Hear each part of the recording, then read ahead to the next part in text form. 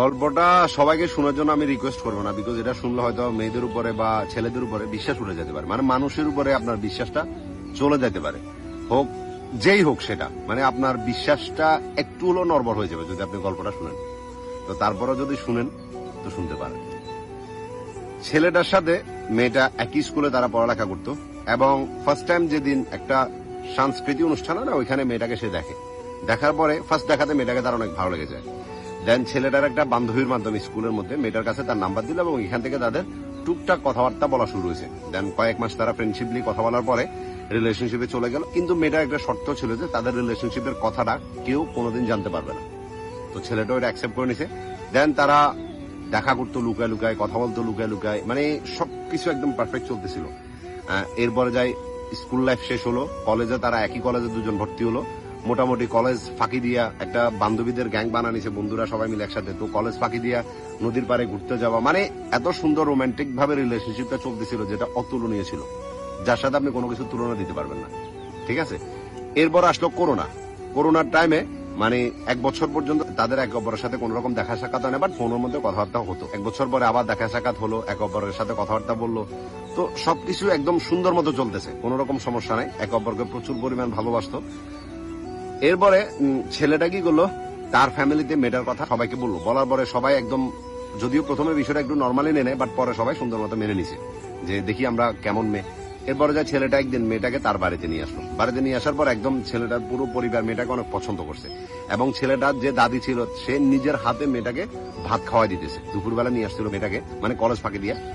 তো বুঝতে পারতেছেন যে মানে কতটা ডিপলি রিলেশনশিপ হলে পরিবারের মধ্যে সবাই ও মেয়েটাকে পছন্দ করছে। ছেলেটার দিকে তাকায়, ভাবুন কতটা ভালোবাসলো। ঠিক আছে, এরপরে যাই মানে দিনকাল যাচ্ছে, তাদের পড়ালেখা সুন্দর মতো চলতেছিল। তো ছেলেটা বলতেছে যে যত মানে ওর সাথে সম্পর্কটা আমার ডিপ হইতেছে, যত আমরা একে অপরের কাছে আসতেছি, তত একটা ভয় মনের ভিতর বাড়তেছে যে যদি কখন ওরা আমি হারাই ফেলি। এরপর আমি ওরা একটা প্রস্তাব দিলাম যে আমরা দুজন মিলে কোর্ট ম্যারেজ করে রাখি, পরে যা হবে দেখা যাবে। তখন মেয়েটা বলতেছে যে দেখো এমন করে তো সম্ভব না, কোর্ট ম্যারেজ করো, আমি আমার পরিবার একটা মাত্র মেয়ে, তো তার থেকে বরং তুমি এটা করো যে তুমি কোনো কাজ কাম করো, একটা ভালো কাজ দেখো, যাতে আমি আমার ফ্যামিলির কাছে তোমার কথা বলতে পারি, তাহলে নর্মালি সবাই মেনে নেবে, তুমি এত টেনশন কেন করতেছো। বাট ছেলেটা যত বুঝেছে মেয়েটার একটাই কথা। দেন ছেলেটা চিন্তা করলো যে সে বাইরের দেশে চলে যাবে। ঠিক আছে, তা আর এর মধ্যে মেয়েটার প্রেশারও বাড়তে থাকে যে তুমি কিছু করতেছো না, তুমি কিছু করতেছো না। তো ছেলেটা তার ফ্যামিলিকে গিয়ে বললো যে আমি বিদেশ চলে যাব, আপনারা আমাকে বিদেশ পাঠানোর ব্যবস্থা করেন। তখন ছেলের ফ্যামিলির সবার একটা ইচ্ছে ছিল যে ছেলেটাকে ইউরোপে পাঠাবে, কিন্তু ওটার জন্য একটা লং প্রসেস, বুঝতে পারতেছেন। কিন্তু ছেলেটা বলতেছে যে আমার এত টাইম নেই। তো পরে মালয়েশিয়াতে তার জন্য স্টুডেন্ট ভিসা দেখলো, এবং সে ওইখানে মালয়েশিয়াতে চলে যাওয়ার জন্য সম্পূর্ণ প্রসেসিং রেডি করতেছে। এইচএসসি তে ভালো রেজাল্ট করার পরেও ছেলেটার পড়ালেখা করে নাই, শুধু তাকে পাওয়ার জন্য সে মালয়েশিয়াতে চলে গেছে। যেদিন চলে যাবে, যেদিন তার ফ্লাইট হয়েছিল, ওই দিন পুরাটা দিন সে মেয়েটার সাথে সময় কাটাছে। এবং বুঝতে পারতেছেন, সে বলতেছে যে আমার পুরো পরিবারকে ছেড়ে যেতে আমার এত কষ্ট হয় না, যতটা কষ্ট আমার ওরা ছেড়ে যেতে হয়েছে, এতটা ভালোবাসি। যতবার ওর সাথে ও ব্যাপারে কথা বলে যে আমি চলে যাচ্ছি, আমার চোখ থেকে অঝরে পানি পড়তেছে, এবং ও কান্না করতেছে। ও আমাকে বারবার একটা কথা বলতেছে যে বিশ্বাস কর, আমি কখনো তোমাকে ছেড়ে যাব না, দুনিয়াতে যাই কিছু হয়ে যাক, আমি কখনো দ্বিতীয় পার্সনের বউ হব না, আমি বউ তোমারই হব, তুমি আমার উপর ভরসা রাখতে পারো। রমজান মাস ছিল, বলতেছে যে রোজার মুখে আমি তোমার বলতেছি, তোমাকে ছেড়ে অ্যানাদার কোনো পার্সনকে বিয়ের কথা আমি স্বপ্নেও চিন্তা করতে পারি না। আমি তোমাকে ভালোবাসি, তোমারই আছি, তোমারই থাকবো, তুমি চিন্তা করিও না, নিজের লাইফটাকে সেটেল করো। দেন ছেলেটা বিদেশ গেল। বিদেশ যাওয়ার পরে মোটামুটি 3 মাস পর্যন্ত ছেলেটা যেহেতু স্টুডেন্ট ভিসা গেছে, সাথে সাথে তার কাজ পায়নি, বেকার ছিল, তারপরেও মোটামুটি চলতেছিল। তো 3 মাস পরে যখন ছেলেটা কাজ কাম পাইছে, তখন মেয়েটা বলতেছে যে আমার পারিবারিক ভাবে একটু সমস্যা চলতেছে, যেহেতু আমি তোমাকে বিয়ে করব, তুমি আমার হাজবেন্ড হবা, তো তুমি যদি এখন থেকে আমার যে একটা খরচ আছে ওটা বহন করো, আমি অনেক খুশি হব। এটা শোনার পরে ছেলেটা তো অবশ্যই কেন না খুশি হয়ে গেছে, এবং ওই দিন থেকে মেয়েটা সম্পূর্ণ দায়িত্ব ছেলেটা নিয়ে নিছে। তার পকেট খরচ বলেন, তার যে যা চাইতেছে সবকিছু ছেলেটা এনে দিচ্ছে। মেয়েটার একটা স্বপ্ন ছিল যে সে ডিপেন্ডেন্ট একজন ওমেন হবে, মানে একদম নিজে কাজকর্ম করবে এরকম। তো ছেলেটা বললো যে তুমি ফ্রিল্যান্সিং শিখতে পারো, যেটা ভালো হবে। তো ফ্রিল্যান্সিং শেখার জন্য একটা কম্পিউটার তো অবশ্যই দরকার, মানে ল্যাপটপ। 80,000 টাকা দাম দিয়ে একটা ল্যাপটপ মেয়েটাকে ছেলেটা কিনে দিছে। এরপরে যে যাবতীয় যে খরচপাতি, যে কোর্স সম্পূর্ণ সবকিছু মেয়েটাকে করে দিছে। সবকিছু ঠিক চলতেছিল, এবং বারবার ছেলেটা শুধু একটা কথা বলতে যে এখন তো সবকিছু ঠিক আছে, এখন তুমি তোমার ফ্যামিলিতে আমার কথা বলতে পারো। মেয়েটা বলতো যে না, এখন না, টাইম হোক, আমি বলবো, তুমি টেনশন করিও না। ঠিক আছে, এরপরে যাই একদিন হঠাৎ করে মেয়েটাকে একটা ছেলে দেখতে আসে। যদিও দেখতে আসছে, ওখানে সবকিছু পছন্দ হয় না, এরপরে মানা করে দিছে। বাট তখন থেকে ছেলেটার ভয়টা আরো বেড়ে গেছে যে তুমি এখন তো বলে দাও কখন আর বলবা? তখন মেয়েটা বলতেছে যে আরে এখন তো দেখতে আসছো, ওর সাথে কি আমার বিয়ে হইতেছে, তুমি চিন্তা কেন করতেছো? আমি বলবো আমার সময় সুযোগ করে, তুমি চিন্তা করিও না।